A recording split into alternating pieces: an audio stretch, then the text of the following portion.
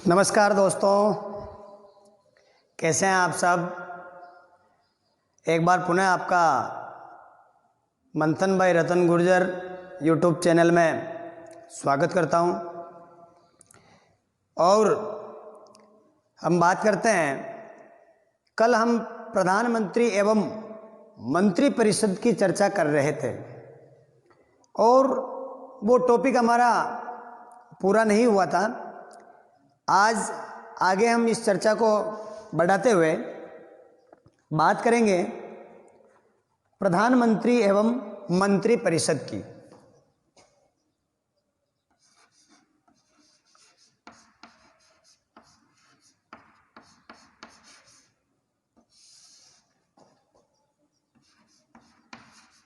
प्रधानमंत्री एवं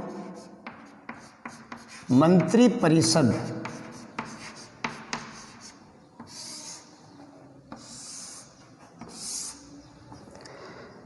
देखो दोस्तों, कल हमने प्रधानमंत्री के लिए क्या क्या आवश्यक शर्तें हैं या क्या योग्यताएं होनी चाहिए, क्या संविधान में प्रधानमंत्री के बारे में लिखा हुआ है, उन सारी बातों के बारे में हमने जाना था। पूरी कोशिश की है कि जितने भी कंपटीशन एग्जाम में क्वेश्चन बन सकते हैं उन सबको कल जो भी पढ़ा था उसमें हमने सम्मिलित किया था। जैसे मैंने एक अनुच्छेद बताया था, अनुच्छेद 75 में प्रधानमंत्री की शपथ के बारे में हम बात कर रहे थे।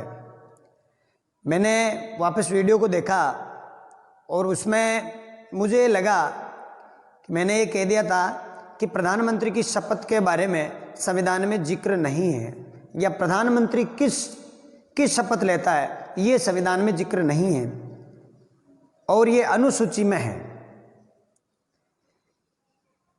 मेरे कहने का तात्पर्य कुछ अलग था, लेकिन आपको ऐसे लेना है क्योंकि एग्जाम में जो क्वेश्चन आता है वो आपको घुमा सकता है।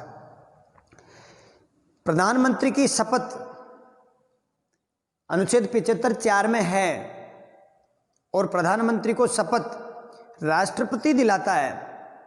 लेकिन मैं ये कह रहा था कि प्रधानमंत्री पद एवं गोपनीयता या संविधान के प्रति सच्ची श्रद्धा, देश की अखंडता और अक्षुण्णता बनाए रखने की शपथ, ये आदि चीज़ें उस 75(4) में नहीं है। मेरे कहने का तात्पर्य ये था। आप ध्यान रखें कि प्रधानमंत्री पद एवं गोपनीयता एवं संविधान के प्रति सच्ची श्रद्धा की शपथ जो लेते हैं वो अनुसूची 3 में लिखित है। प्रश्न ऐसे आ जाए कि प्रधानमंत्री की शपथ का प्रारूप निम्नलिखित में से संविधान के किस अनुसूची में है या अनुच्छेद में है, तो अनुच्छेद 75 आ जाए, अनुसूची 3 आ जाए तो अनुसूची 3 सही है। अनुच्छेद 75 में प्रधानमंत्री की शपथ है, शपथ का प्रारूप शब्द आ जाए तो आप ध्यान रखना कि शपथ का प्रारूप अनुसूची 3 में दिया हुआ है। ये क्लियर। आगे आज बात करेंगे हम कि प्रधानमंत्री की कुछ कार्य और शक्तियां होती है जिसको हम जानेंगे टुकड़ों में, मंत्री परिषद के रूप में,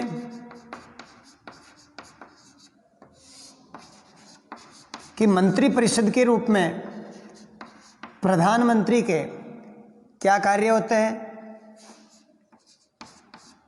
राष्ट्रपति के संबंध में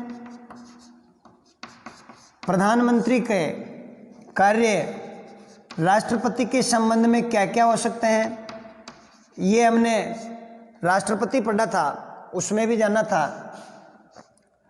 तीसरा, संसद के संबंध में,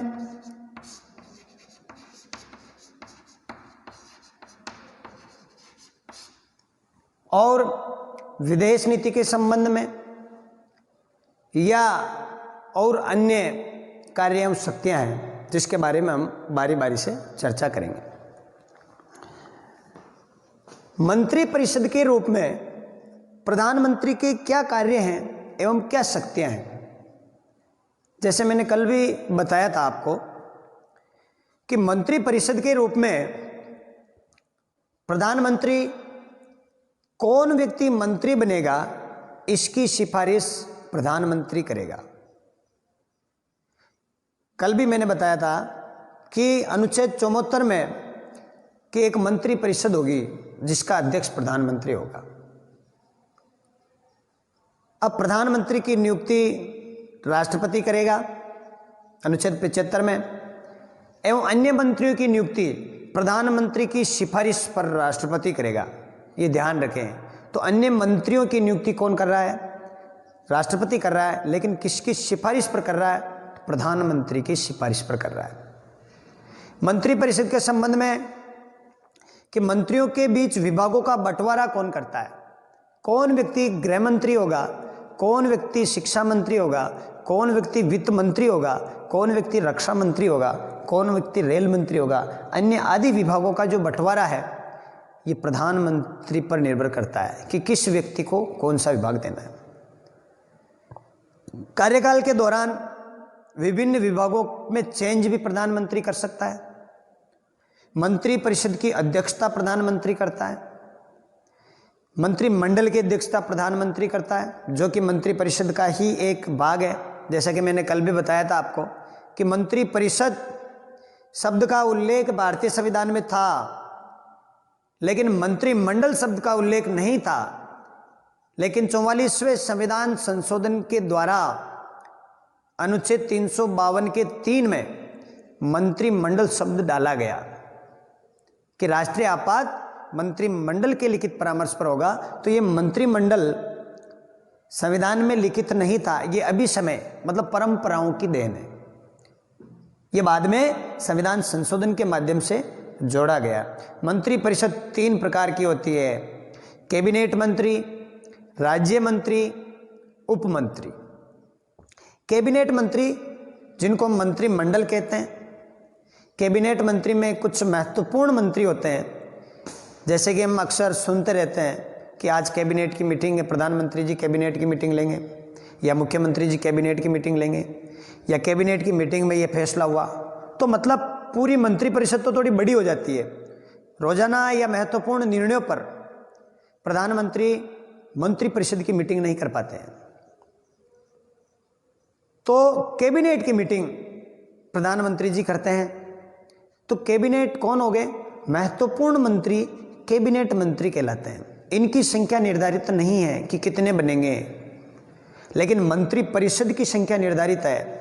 91वां संविधान संशोधन 2003 के द्वारा मंत्री परिषद की अधिकतम संख्या, मंत्रिमंडल नहीं है यहाँ पर, और ध्यान रखें आप विशेष, मंत्री परिषद की अधिकतम संख्या लोकसभा का 15% हो सकती है। एक तो मंत्री परिषद ध्यान रखना, एक लोकसभा के कुल सदस्य, जैसे कुल कितने हैं तो 545 हैं। ऐसा नहीं है ऑप्शन ये डाल दे, मंत्री परिषद की संख्या होगी लोकसभा के निर्वाचित सदस्यों का 15%, लोकसभा के निर्वाचित एवं मनोनीत सदस्यों का 15%। तो लोकसभा के निर्वाचित एवं मनोनीत 545 सदस्यों का 15% मंत्री परिषद का निर्माण आकार को हम 15% तक हम इसके आकार को बना सकते हैं। ये हमारे संविधान में अमेंडमेंट के माध्यम से ये व्यवस्था लागू की गई। मंत्री परिषद के संबंध में और क्या कार्य है? मंत्री परिषद की अध्यक्षता प्रधानमंत्री करेंगे। मंत्रियों के विभागों का बंटवारा प्रधानमंत्री करेंगे। तो मंत्री परिषद के जो महत्वपूर्ण धुरी है वो प्रधानमंत्री है। मंत्री परिषद की मेन धुरी कौन है? प्रधानमंत्री है। तो मंत्रिपरिषद के रूप में ये अनेक कार्य मैंने आपको बताए। एक मिनट, क्या यहाँ क्यों आया? मैं वीडियो बना रहा हूँ, बोल। तो मेरे पास कुछ नहीं है, राजेंद्र जी है। तो सीताराम जी को दे, प्रमोद जी को दे, प्रमोद जी को। हाँ दोस्तों, तो मंत्रिपरिषद के रूप में अनेक कार्य प्रधानमंत्री जी के हैं।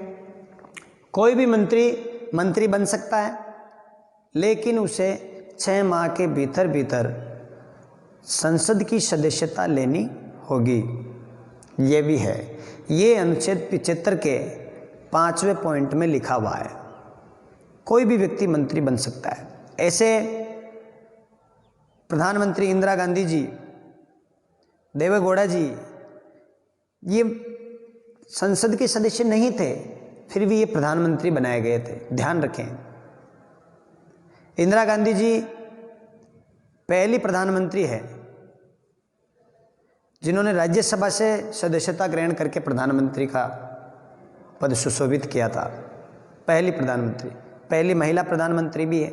तो अनेक तथ्य हैं प्रधानमंत्री जी के बारे में, वो हम आगे और अलग चर्चा करेंगे। तो मंत्रिपरिषद के संबंध में महत्वपूर्ण कार्य प्रधानमंत्री के मैंने आपको बताए। राष्ट्रपति के संबंध में जैसे हमने कल भी देखा था और पहले भी हमने राष्ट्रपति टॉपिक में देखा था कि प्रधानमंत्री और राष्ट्रपति के बीच जो संबंध है, उन संबंधों के ऊपर भारतीय संविधान क्या कहता है।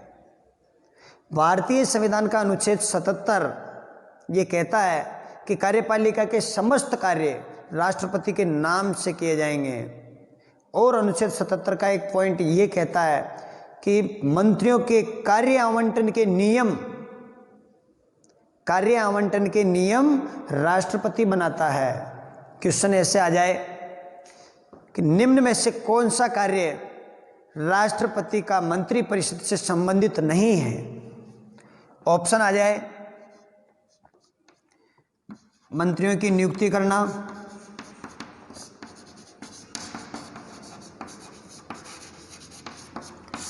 मंत्रियों को शपथ दिलाना, मंत्रियों को बर्खास्त करना,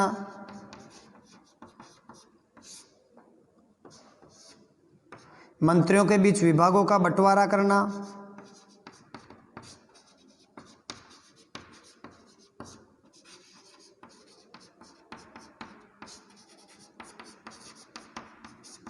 विभागों का बंटवारा।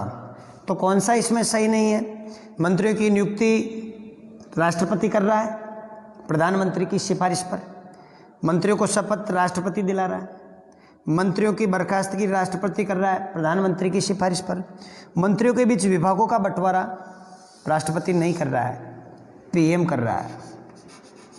ध्यान रखें, ये काम राष्ट्रपति का नहीं है। राष्ट्रपति का काम यह है मंत्रियों के बीच विभागों का बंटवारा नहीं, कार्य आवंटन के नियम बनाना। कार्य आवंटन के नियम कौन बनाता है? राष्ट्रपति। ध्यान रखें। तो ऐसे प्रश्न आ सकते हैं जो आपके दिमाग में कंफ्यूजन पैदा कर दे। तो राष्ट्रपति और प्रधानमंत्री के बीच एक अनुच्छेद आता है, अनुच्छेद 78। अनुच्छेद 78 क्या कहता है? अनुच्छेद 78 ये कहता है कि राष्ट्रपति प्रधानमंत्री से शासन एवं प्रशासन से संबंधित सूचनाएं मांग सकता है। राष्ट्रपति, अनुच्छेद 78 क्या कहता है? राष्ट्रपति प्रधानमंत्री से, पीएम से शासन एवं प्रशासन से संबंधित सूचना मांग सकता है। दूसरा, ये हमने राष्ट्रपति की शक्तियों में भी पढ़ा था। राष्ट्रपति पीएम से विधि संबंधी सूचना मांग सकता है।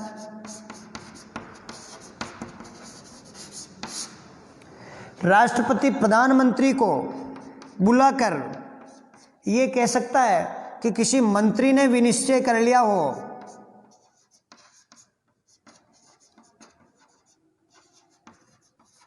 और उसको मंत्री परिषद में नहीं रखा गया हो, किसी मंत्री ने कोई भी नियम या कानून बनाना है राष्ट्रहित के लिए और उस मंत्री की बात को नज़रअंदाज किया जा रहा है, तो उस मंत्री की बात को मंत्री परिषद में रखवाने के लिए राष्ट्रपति प्रधानमंत्री को कह सकता है कि इस मंत्री की बात को आप मंत्री परिषद में लीजिए।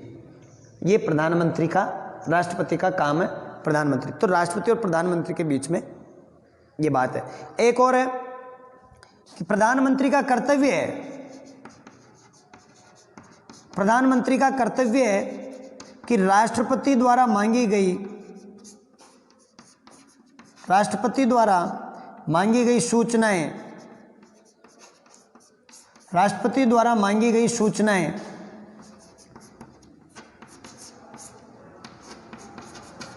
प्रधानमंत्री राष्ट्रपति को दे। सूचनाएं दे। तो राष्ट्रपति और प्रधानमंत्री के बीच बहुत संबंध है। प्रधानमंत्री की सलाह पर ही राष्ट्रपति मंत्रियों के शपथ दिलाता है, नियुक्त करता है। ये भी प्रधानमंत्री और राष्ट्रपति के बीच संबंध है। आदि बातें जो राष्ट्रपति के संबंध में क्वेश्चन आ सकता है प्रधानमंत्री का, वो अनुच्छेद 78 से संबंधित आ सकता है। ये आप थोड़ा विशेष ध्यान रखिए। संसद के संबंध में, प्रधानमंत्री की संसद के संबंध में ऐसी कौन सी शक्तियां हैं, तो ये मैं आपको बता दूं।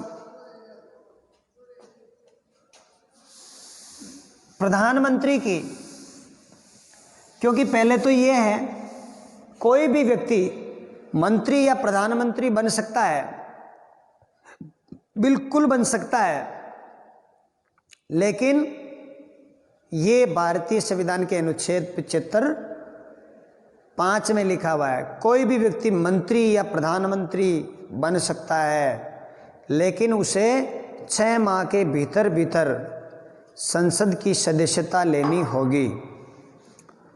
6 माह के भीतर भीतर संसद की सदस्यता लेनी होगी। संसद के संबंध में प्रधानमंत्री की और क्या ताकत है या और क्या कार्य है? प्रधानमंत्री संसद के किसी भी सदन से चुना जा सकता है, एक तो ये। दूसरा, प्रधानमंत्री संसद के किसी भी सदन का सदस्य हो, लेकिन दोनों सदनों में वो भाग ले सकता है, दोनों सदनों की कार्यवाही में भाग ले सकता है। चाहे प्रधानमंत्री लोकसभा का सदस्य हो, लेकिन वो राज्यसभा की कार्यवाही में भी भाग ले सकता है। चाहे प्रधानमंत्री राज्यसभा का सदस्य हो, लेकिन वो लोकसभा की कार्यवाही में भी भाग ले सकता है। प्रधानमंत्री की सिफारिश पर ही लोकसभा को भंग किया जा सकता है, अनुच्छेद 85(2) में लिखा हुआ है। प्रधानमंत्री की सिफारिश पर, प्रधानमंत्री की सिफारिश पर, यह संसद के संबंध में शक्ति है।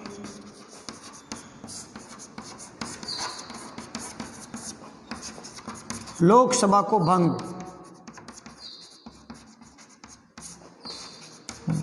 भंग किया जा सकता है। प्रधानमंत्री की सिफारिश पर लोकसभा को भंग किया जा सकता है।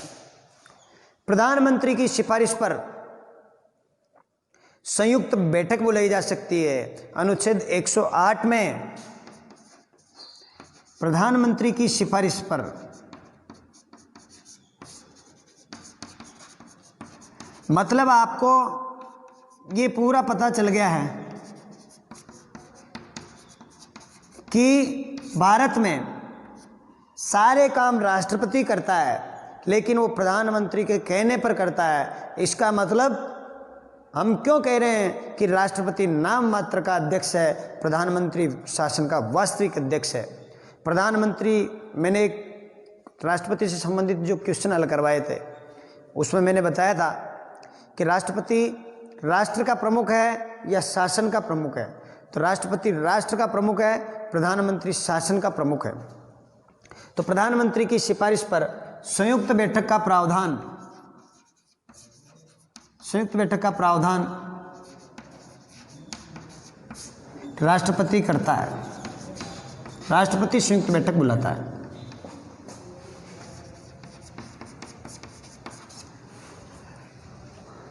प्रधानमंत्री की सिफारिश पर राष्ट्रपति संसद में विशेष अभिभाषण देता है। यह भी संसद से संबंधित प्रधानमंत्री की शक्ति है। प्रधानमंत्री, अक्सर हम ये कहते हैं कि प्रधानमंत्री लोकसभा का नेता होता है। ये बिल्कुल सही नहीं है। प्रधानमंत्री लोकसभा का, अगर लोकसभा से चुना हुआ है तो लोकसभा का नेता होता है। प्रधानमंत्री अगर राज्यसभा से चुन लिया गया है तो लोकसभा का नेता अलग भी हो सकता है, लेकिन प्रधानमंत्री लोकसभा में बहुमत प्राप्ति दल का नेता होता है। ये जरूर सही है। प्रधानमंत्री लोकसभा में बहुमत प्राप्ति दल का नेता होता है।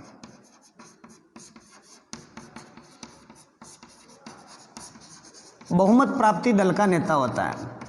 चाहे प्रधानमंत्री राज्यसभा का सदस्य क्यों न हो। डॉक्टर मनमोहन सिंह राज्यसभा का सदस्य ही थे 10 साल तक। इंदिरा गांधी जी राज्यसभा की सदस्य रही है। इंद्र कुमार गुजराल राज्यसभा के सदस्य रहे हैं। HD देवेगौड़ा राज्यसभा के सदस्य रहे हैं। आदि सदस्य राज्यसभा से थे, लेकिन उनको बहुमत कहाँ चाहिए? लोकसभा में, क्योंकि लोकसभा लोकप्रिय सदन है, जनता का सदन है। जनता के द्वारा चुने हुए प्रतिनिधि लोकसभा में जाते हैं, इसीलिए बहुमत कहाँ चाहिए? लोकसभा में चाहिए। चाहे प्रधानमंत्री राज्यसभा का सदस्य हो, लेकिन लोकसभा में जो 543 सदस्य बैठते हैं, उन 543 सदस्यों का बहुमत प्रधानमंत्री के पास होना चाहिए। प्रधानमंत्री को हटाने के लिए अविश्वास प्रस्ताव भी केवल लोकसभा में लाया जाता है, ना कि राज्यसभा में लाया जाता है। तो प्रधानमंत्री लोकसभा में बहुमत प्राप्ति दल का नेता होता है। ध्यान रखें, लोकसभा में बहुमत प्राप्ति दल का नेता प्रधानमंत्री होता है। यह आप थोड़ा विशेष ध्यान रखें। तो प्रधानमंत्री के बारे में संसद से संबंधित ये विभिन्न कार्य एवं शक्तियां थी। प्रधानमंत्री की विदेशिक मामलों में शक्तियां। प्रधानमंत्री वैदेशिक मामलों का प्रवक्ता होता है। विदेश में विभिन्न सम्मेलन जो आयोजित होते हैं, उन सम्मेलनों में भाग लेना या दूसरे राष्ट्राध्यक्षों की अगुवाई करना भारत में प्रधानमंत्री का काम है। तो भारतीय विदेश नीति का प्रवक्ता प्रधानमंत्री होता है। सारी वैदेशिक संचालन की जिम्मेदारी प्रधानमंत्री को होती है। जैसे जवाहरलाल नेहरू प्रधानमंत्री थे, तब तक विदेश मंत्री भी वही थे, क्योंकि विदेश नीति के सूत्रधार प्रधानमंत्री ही होते हैं अक्सर। हालांकि बहुत से प्रधानमंत्री ने विदेश मंत्री अलग बनाए हैं, फिर भी विदेश नीति का मुख्य सूत्रधार प्रधानमंत्री होता है। प्रधानमंत्री के और भी अन्य कार्य एवं शक्तियां हैं। जैसे प्रधानमंत्री राष्ट्रीय एकता परिषद का अध्यक्ष होता है। प्रधानमंत्री राष्ट्रीय एकता परिषद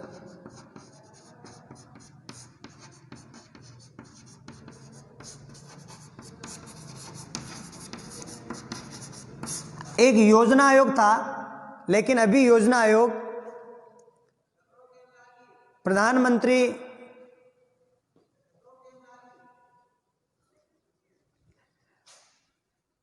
योजना आयोग को 2014 में नरेंद्र मोदी सरकार ने समाप्त करके उसकी जगह नीति आयोग बना दिया है। तो योजना आयोग के अध्यक्ष भी प्रधानमंत्री हुआ करते थे और अभी नीति आयोग के अध्यक्ष भी प्रधानमंत्री हैं।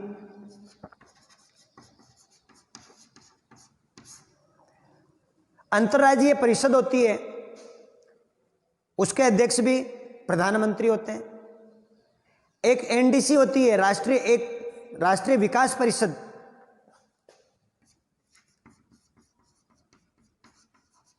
उसके अध्यक्ष भी प्रधानमंत्री होते हैं।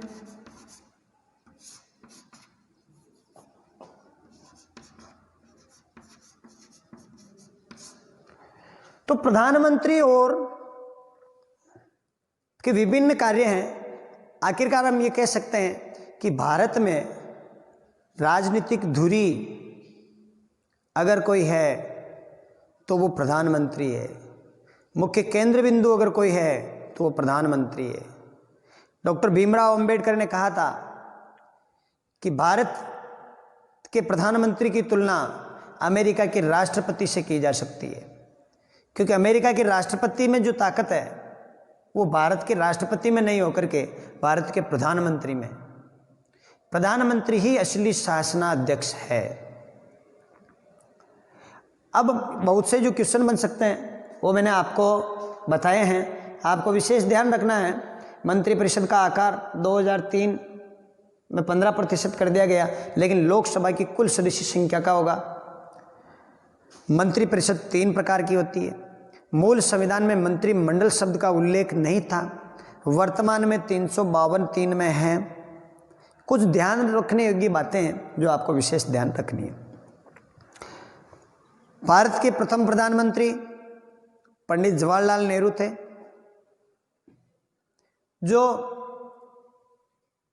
1964 तक प्रधानमंत्री रहे और पद पर रहते हुए उनका निधन हुआ था। गुटनिरपेक्ष आंदोलन के वो जनक थे। उनके समय बहुत परिवर्तन हुए, जैसे 7वां संविधान संशोधन हुआ, बेरोबारीवाद जो फेमस है, भारत का हिस्सा जिसको पाकिस्तान को देने के लिए संविधान में संशोधन भी हुआ, 9वां संविधान संशोधन हुआ। और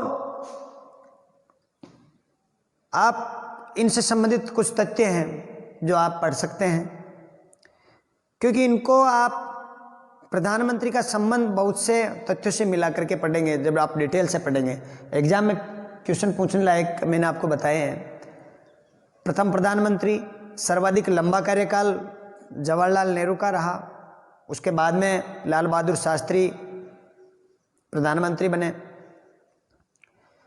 जो कि जय जवान जय किसान का नारा दिया था उन्होंने। ताशकंद समझौता उनके कार्यकाल के दौरान हुआ। और एक उप प्रधानमंत्री, ये चीज़ मैंने आपको नहीं बताई, उप प्रधानमंत्री का जिक्र भी हमारे संविधान में, स्क्रीनशॉट ले सकते हो, कहीं नहीं है। लेकिन भारत में उप प्रधानमंत्री भी हुए हैं।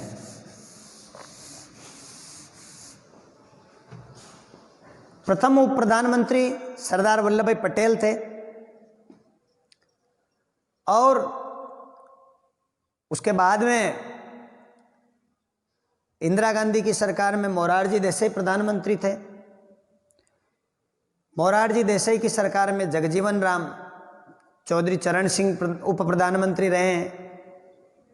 अटल बिहारी वाजपेयी की सरकार में लालकृष्ण आडवाणी उप प्रधानमंत्री रहे हैं। बाकी उप प्रधानमंत्री जो हम देख रहे हैं अभी भी नहीं है, मनमोहन सिंह सरकार में भी नहीं थे, पीवी नरसिम्हा राव और राजीव गांधी की सरकार में भी उप प्रधानमंत्री नहीं था। उप प्रधानमंत्री भी एक कैबिनेट मंत्री है। उसको केवल अपन व्यावहारिकता में समझ सकते हैं कि ये सेकंड नंबर है, प्रधानमंत्री के बाद सेकंड नंबर। इंदिरा गांधी जो कि बहुत पॉपुलर लेडी थी, लाल बहादुर शास्त्री के निधन के बाद एक कार्यवाहक प्रधानमंत्री,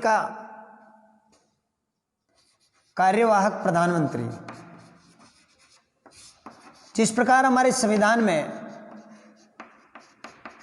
कार्यवाहक राष्ट्रपति का जिक्र है, वैसे हमारे संविधान में कार्यवाहक उप प्रधानमंत्री का जिक्र नहीं है।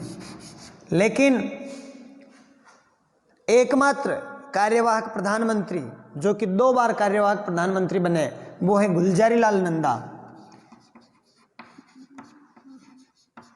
प्रश्न आता है पंडित नेहरू की मृत्यु के समय गुलजारीलाल नंदा को कार्यवाहक प्रधानमंत्री बनाया गया। वापस 1966 में लाल बहादुर शास्त्री की मृत्यु पर गुलजारीलाल नंदा को पुनः कार्यवाहक प्रधानमंत्री बनाया गया।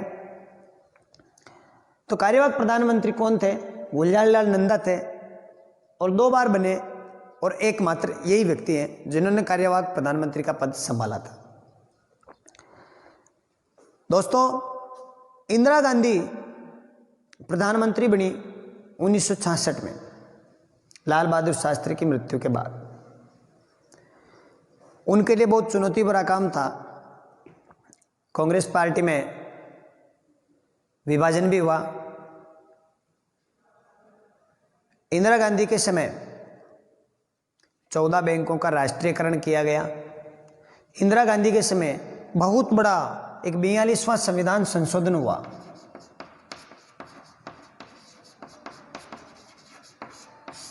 उन्नीस में, और इंदिरा गांधी जी के समय ही आंतरिक असंतोष के आधार पर आपातकाल लगाया गया, जो हमने राष्ट्रपति की आपातकालीन शक्तियों में पढ़ा था। लोकसभा का कार्यकाल 42वें संविधान संशोधन में 6 वर्ष कर दिया गया था,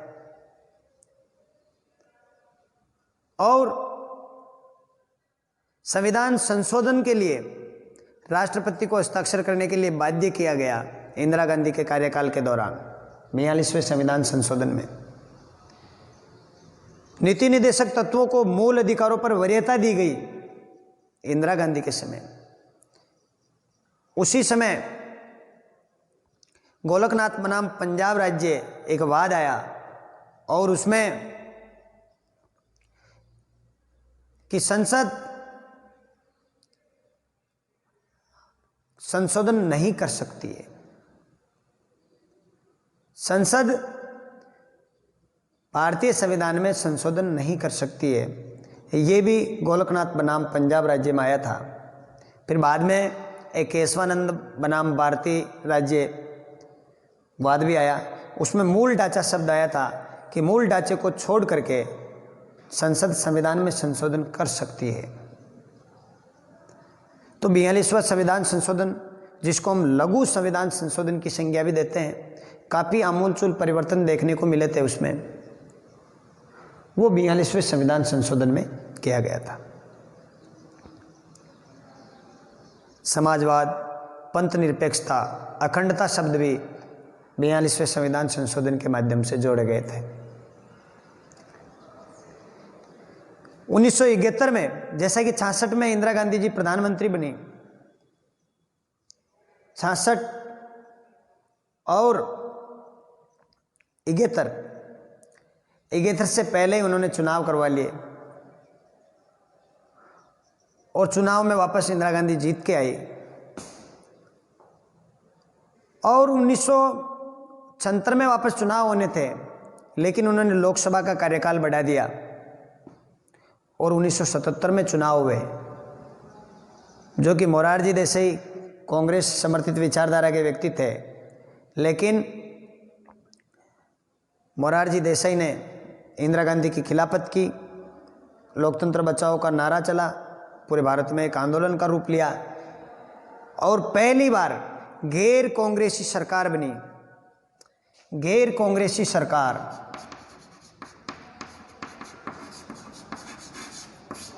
1977 में, और उसके प्रधानमंत्री मोरारजी देसाई।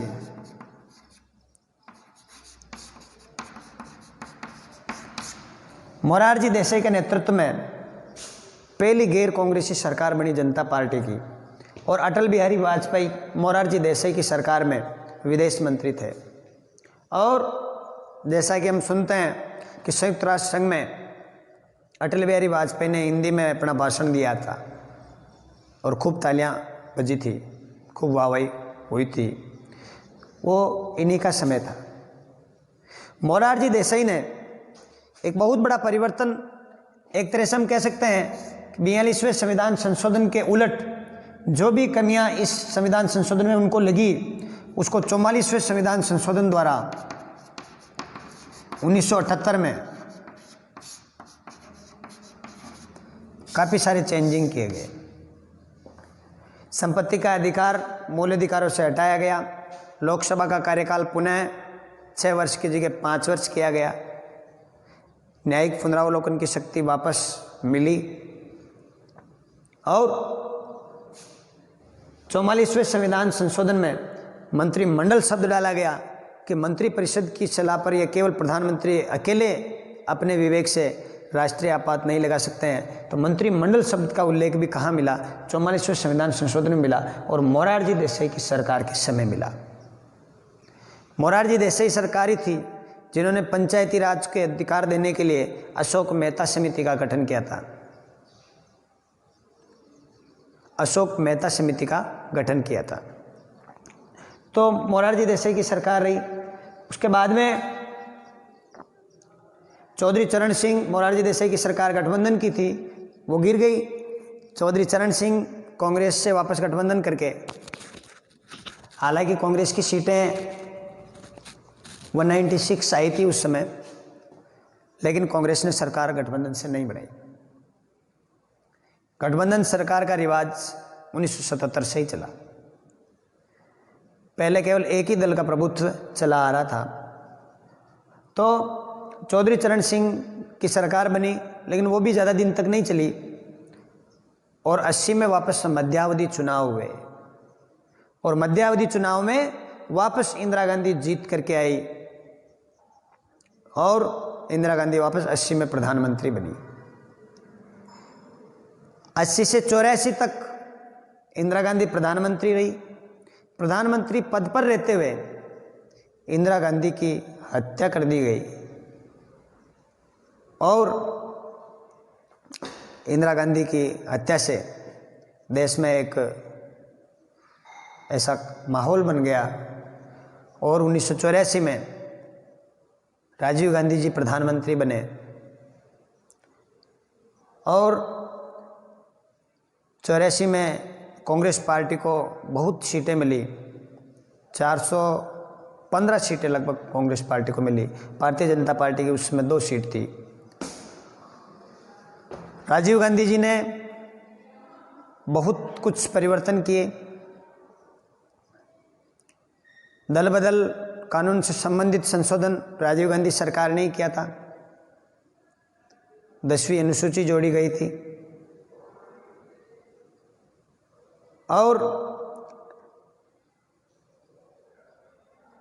मतदाता की उम्र 21 से 18 भी राजीव गांधी सरकार में ही हुई। 61वां संविधान संशोधन 1989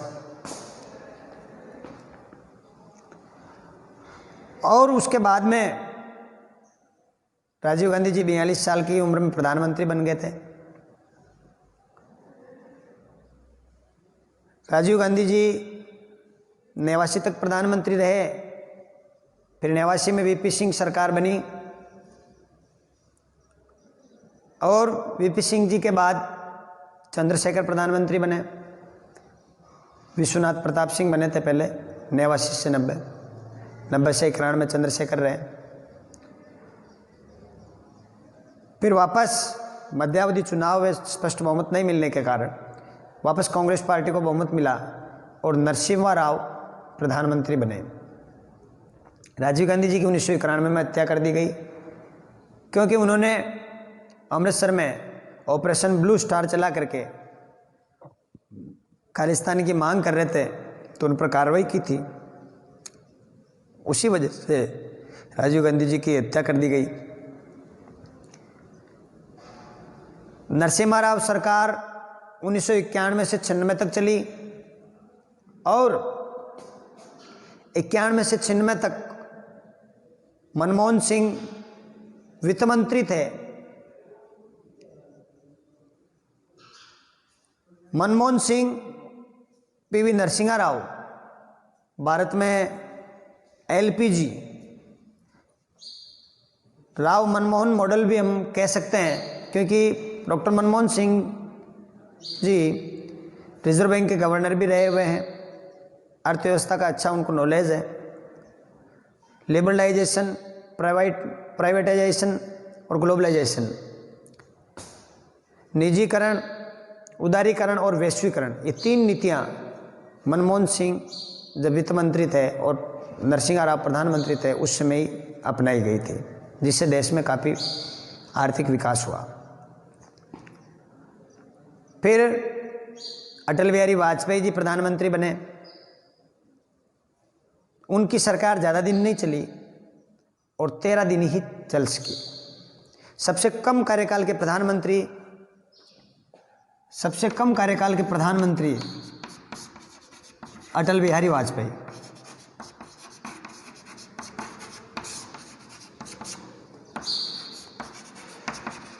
अटल जी ऐसे कौन से प्रधानमंत्री जिन्होंने लोकसभा का सामना ही नहीं किया? चौधरी चरण सिंह लोकसभा गए ही नहीं क्योंकि उनको लगा कि मेरे पास बहुमत नहीं है।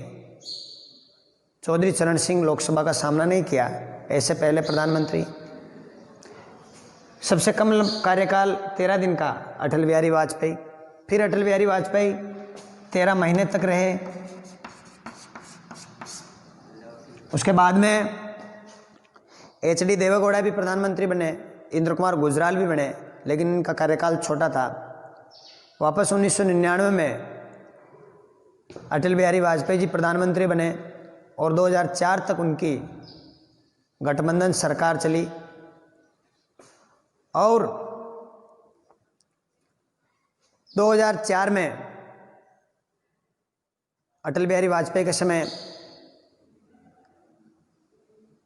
11 व 13 मई 1998 को पोखरण में परमाणु परीक्षण हुआ। 1974 में इंदिरा गांधी के द्वारा किया गया था, जब भारत छठा देश बना था। उसके बाद अटल बिहारी वाजपेयी जी की सरकार में ही दूसरा परमाणु परीक्षण भारत में किया गया। हाँ, और अटल बिहारी जी के समय कारगिल की लड़ाई हुई, भारत पाकिस्तान, भारत को विजय हासिल हुई। 2004 में डॉक्टर मनमोहन सिंह प्रधानमंत्री बने, जो कि 10 साल प्रधानमंत्री रहे। सबसे लंबा कार्यकाल जवाहरलाल नेहरू का रहा, फिर उसके बाद इंदिरा गांधी का रहा, फिर उसके बाद डॉक्टर मनमोहन सिंह का रहा। मनमोहन सिंह जी ने सूचना आयोग का गठन किया 2005 में, मनरेगा चलाया, आदि तथ्य कुछ इनसे संबंधित हैं। मनमोहन सिंह जी राज्यसभा से चुने गए असम से, और 2014 में नरेंद्र मोदी जी की सरकार बनी और वापस 19 में दोबारा इनकी सरकार बनी है। इनके समय भी काफ़ी चीज़ें हमें देखने को मिलती है कि 99वां संविधान संशोधन हुआ, जो कि राष्ट्रीय न्यायिक नियुक्ति आयोग से संबंधित था, कॉलेजियम सिस्टम को समाप्त करने के लिए था। हालांकि इसको सुप्रीम कोर्ट ने रद्द कर दिया। सुप्रीम कोर्ट ने संविधान संशोधन विधेयक को रद्द कर दिया। 100वां संविधान संशोधन अधिनियम प्रधानमंत्री जी नरेंद्र मोदी जी के समय हुआ, जो कि बांग्लादेश की कुछ सीमा को अदला बदली से संबंधित था। 101वां संविधान संशोधन भी मोदी जी के समय हुआ, जो कि GST से संबंधित है। 102 और 103 संविधान संशोधन भी मोदी जी के समय ही हुए हैं, जो कि आर्थिक आधार पर 10% आरक्षण से संबंधित है। तो बहुत सी बातें हैं। ऐसे कौन से प्रधानमंत्री हैं जो मुख्यमंत्री भी पहले रह चुके हैं? मोरारजी देसाई महाराष्ट्र के मुख्यमंत्री रहे हुए हैं। चौधरी चरण सिंह जी यूपी के मुख्यमंत्री रहे हुए हैं। HD देवेगौड़ा कर्नाटक के मुख्यमंत्री रहे हुए हैं। नरसिम्हा राव आंध्र प्रदेश के मुख्यमंत्री रहे हुए हैं। नरेंद्र मोदी गुजरात के मुख्यमंत्री रहे हुए हैं। तो काफ़ी सारे तथ्य हैं जो अक्सर एग्जामों में पूछे जाते हैं। तो ये हमारा प्रधानमंत्री टॉपिक समाप्त हुआ। आप प्रधानमंत्री से संबंधित मेरे दोनों वीडियो ध्यान से देखें, सुने। उसमें अगर आपको कुछ कमी लगे, उसमें अगर मैं हो सकता है मानवीय भूल है, गलती से कोई बोल भी जाते हैं हम, तो उसमें सुधार कर सकते हैं। कमेंट के माध्यम से आप मुझे प्रश्न पूछ सकते हैं। आप लोग वीडियो को देखें, सब्सक्राइब कीजिए। आप लोगों का स्नेह बना रहे। इसी के साथ धन्यवाद।